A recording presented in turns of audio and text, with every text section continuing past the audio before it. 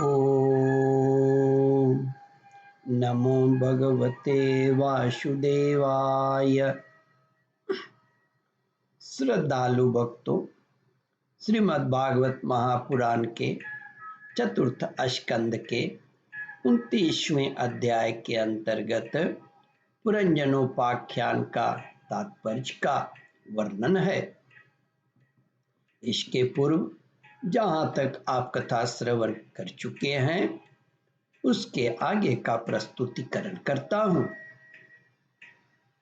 श्री नारद जी प्राचीन बरही से कहते हैं, राजन, पूर्व की ओर अग्रभाग वाले कुशाओं से संपन्न भूमंडल को आच्छादित करके अनेकों पशुओं का वध करने से तुम बड़े कर्माभिमानी और उद्धत हो गए हो, किंतु वास्तव में तुम्हें कर्म या उपासना किसी के भी रहस्य का पता नहीं है।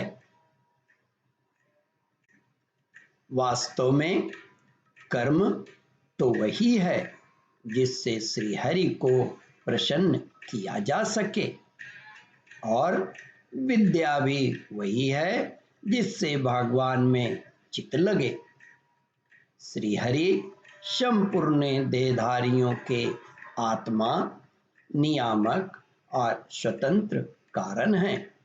अतः उनके चरण तल ही मनुष्यों के एकमात्र आश्रय हैं और उन्हीं से संसार में सबका कल्याण हो सकता है।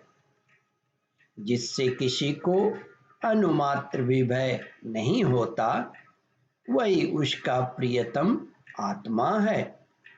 ऐसा जो पुरुष जानता है वही ज्ञानी है और वही गुरु एवं साक्षात श्री हरि हैं। श्री नारद जी प्राचीन बरही से कहते हैं, पुरुष श्रेष्ठ, यहाँ तक जो कुछ कहा गया उससे तुम्हारे प्रश्न का उत्तर हो गया। अब मैं भली भांति निश्चय किया हुआ गुप्त साधन बताता हूँ, ध्यान देकर सुनो। पुष्प वाटिका में अपनी हरिणी के साथ विहार करता हुआ एक हरिण मस्त घूम रहा है। वह दूब, छोटे घास आदि छोटे छोटे अंकुरों को चर रहा है। उसके कान भौरों के मधुर गुंजार में लग रहे हैं। उसके सामने ही दूसरे जीवों को मारकर अपना पेट पालने वाला भेड़िया ताक लगाकर खड़ा है और पीछे से शिकारी व्याघ्र ने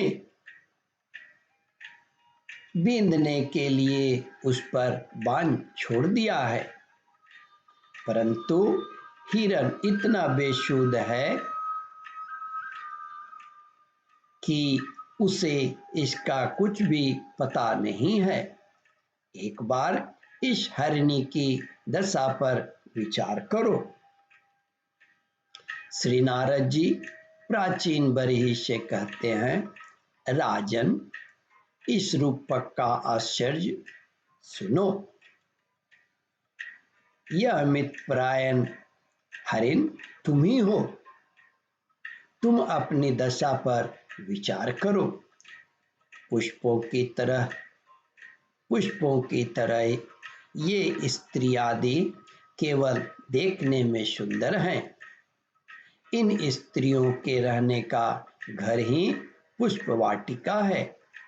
इसमें रहकर तुम पुष्पों के मधु और गंध के समान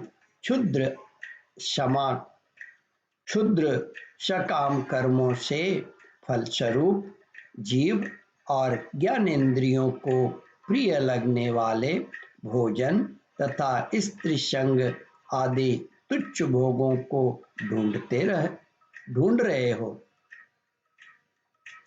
स्त्रियों से घिरे रहते हो और स्त्रियों से घिरे रहते हो और अपने मन को तुमने उन्हीं में फंसा रखा है। स्त्री पुत्रों का मधुर भाषण ही भौरों का मधुर गुंजार है।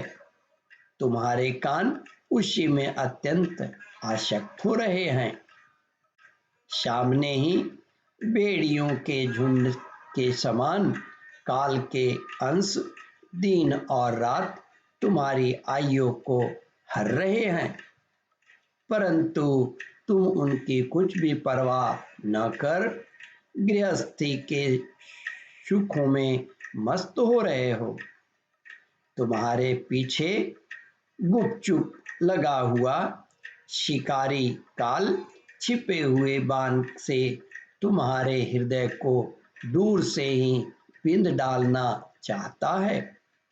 इस प्रकार अपने को मृग की सी स्थिति में देखकर तुम अपने चित्त को हृदय के भीतर निरुद्ध करो और नदी की भांति प्रवाहित होने वाली सर्वतेंद्रियों का बाह्य वृत्ति को चित्त में स्थापित करो। अंतर्मुखी हो जाओ, अंतर्मुखी करो। जहां कामी पुरुषों की चर्चा होती रहती है, उस गृहस्थाश्रम को छोड़कर परमहंसों के आश्रय श्री हरि को प्रसन्न करो और क्रमशः सभी विषयों से विरत हो जाओ। ओम परमात्मने नमः।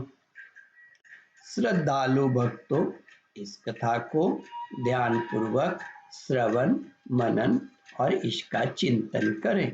इस कथामृत का रसास्वादन अपने बंधु बांधवों को भी करावें। इस वीडियो को शेयर और सब्सक्राइब करें। ओम परमात्मने नमः।